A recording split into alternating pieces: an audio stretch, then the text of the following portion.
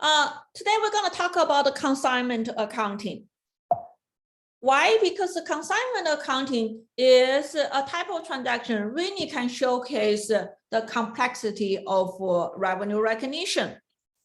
Of course, the first we want to know what is consignment. The consignment is a common principal agent relationship.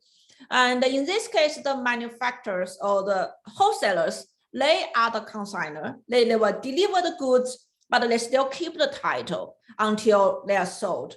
And then the consignee is the one behaves like an agent who is help a consignor sell the goods. So here, if you are a consignor, you have to ship the merchandise to the consignee, which is going to act as an agent for you in selling the merchandise. If you are a consignee, you will accept the merchandise and agree to exercise due diligence in caring for and selling it. And after sold the goods, the consignee is going to send the money to the consignor, and then they can recognize their commission revenue and also going to be reimbursed for any chargeable expenses. All right, so next we have a specific example which involves multiple transactions related to consignment, and it's a very good exercise for you to see why we have to recognize revenue in certain way and at what time. Okay.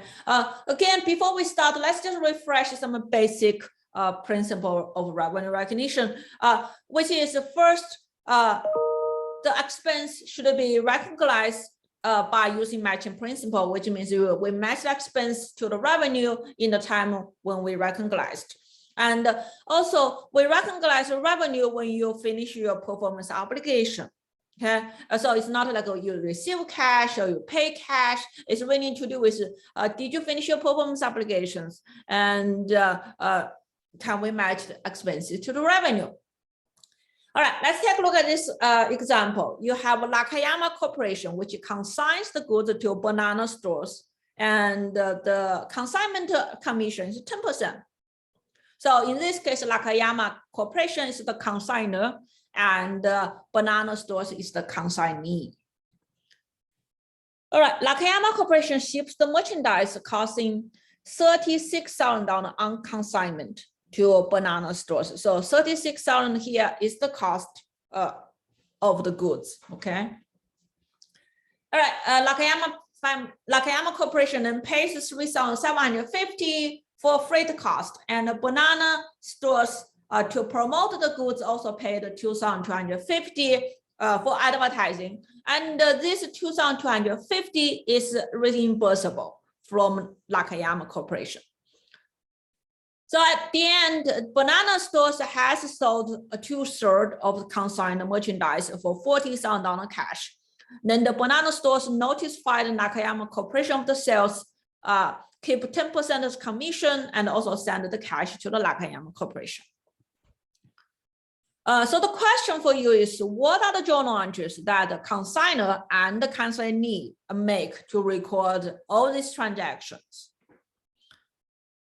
All right, let's take a look at. So here the couple of transaction or trigger point you need to have a journal entry. First is at the time of the consigned goods shipped. Consignor, the journal entry is going to be debit consigned, the inventory, credit, finished goods. So here we credit the finished goods account because we assume Nakayama Corporation is a manufacturer. If the Nakayama Corporation is a wholesaler, then they were going to just credit the merchandising inventory. So here, where you should really pay attention is the debit account. We call it a consigned inventory account. And this consigned inventory account, the reason we do not recognize a receivable here is because consigned inventory means you still have the inventory on your warehouse, because this is a consignment transaction. So even physically the inventory has been shipped out, but legally the company still owns the inventory. So they cannot recognize any revenues or receivables at this point Instead, the company has to just reclassify the inventory. So the financial statement users will know now a portion of inventory has already been earmarked for consignment. So that's why the journal entry is debit consigned inventory and credit finished goods. And for the banana stores consignee, there's no journal entry. So next, when the Nakayama Corporation pays the shipping cost, and at this point, the Nakayama Corporation can't recognize the shipping expenses because there's no revenue has already been recognized at this point. Therefore, what they do is they capitalize this expense and put it in consigned inventory as a part of cost of goods sold. So here, they're going to credit the cash because they actually made the cash payment, and then they're going to debit consigned inventory. In this way, they basically capitalize their shipping expense into cost of goods sold. And for the consignee, also there's no journal entry here. Then the next point is advertising cost. Consignee banana stores is the one who made the payment. So for Nakayama Corporation, there's no journal entry. But for the banana stores, what they do is they're going to debit the receivables and credit the cash. The reason here, again, the banana stores can't recognize advertising expense is because there's no revenue. Therefore, they know this portion is going to be recognized, going to be reimbursed by the consignor. So they just debit the receivables, not expenses. How about when the goods were actually sold by the consignee? For consignor at this point, there's no journal entry because the consignor didn't know that the goods were sold. But for the consignee, at the moment when the cash is received, the consignee should make a journal entry by debit cash 40,000. And on the credit side, they can recognize the revenue, which is 10% of the 40,000 sales. So they can credit the commission revenue by 4,000. Here, they also can keep the portion for the advertising expenses they paid in the past because they know it's going to be reimbursable. So for this is 2,250. They can keep it and by credit receivable from consignor. And for the rest of the cash, they have to prepare the ship payment to the consignor. So here we have a credit payable account. It's called a payment to the consignor. So at the time when the consignee noticed the consignor and also made the payment for the consignor, they should recognize the cash received by 33,750 debit. And they also recognize the commission expense 4,000 debit. And they also recognize the advertising expense, which they supposed to pay to the banana store who paid on behalf of the Nakayama Corporation. So here you have advertising expense 2,250 debit, and then the entire sales revenue is 40,000 credit. So here, after you recognize the revenue, we always should recognize the cost of goods sold. And therefore, we debit the cost of goods sold and credit consigned inventory.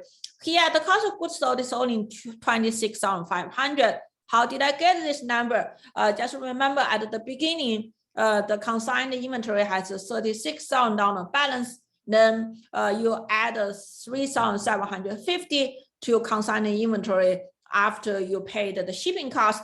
So that's the total consigned inventory now is 3,750 plus 36,000, and then only 2/3 it's sold. So we take 2/3 of that, which gives you 26,500. For the consignee side, the journal entry is very straightforward. Payment to the consignor and the cash. Okay. So that's all about consignment accounting. Again, this is a great example to show you why revenue recognition can be very tricky.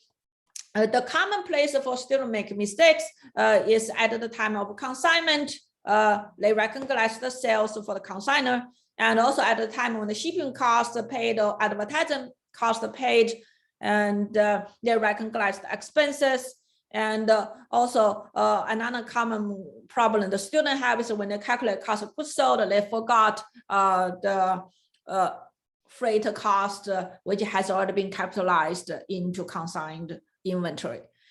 Okay, so thanks for watching. And if you have any question, please let me know. Bye-bye.